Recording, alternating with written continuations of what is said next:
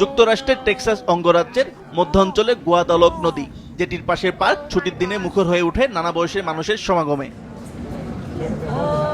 স্থানীয় সময় শুক্রবার ভোরে মাত্র ৩ ঘন্টায় নদীর পানি ২ মিটার থেকে বেড়ে দাঁড়িয়েছে ৯ মিটারে, যা ছিল পানি বৃদ্ধির সর্বোচ্চ রেকর্ড। এই পানিতে ভেসে মৃত্যু হয় ১১০ জনের, এখনও নিখোঁজ ১৮০ জন।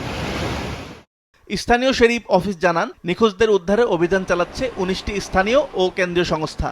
আবহাওয়া বিভাগের প্রধান জানিয়েছেন, বন্যার আগাম সতর্কতা ৩ ঘন্টা আগে জারি করা হয়েছিল। We are not leaving until this job is finished. গভীর রাতে বেশিরভাগ মানুষ যখন ঘুমাচ্ছিলেন, তখনই বন্যার ঢল নামে।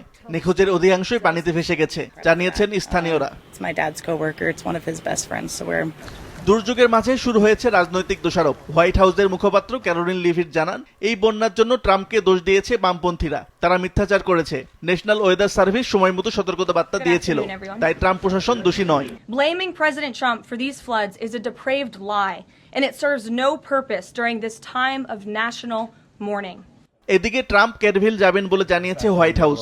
বিরোধীরা বলছেন, পূর্বাভাস দেওয়ার ক্ষেত্রে ন্যাশনাল ওয়েদার সার্ভিসের বাজেট কাটছাটের প্রভাব ছিল কিনা তা খতিয়ে দেখতে হবে। আসিফ আল আমিন, মাছরাঙা নিউজ ডেস্ক।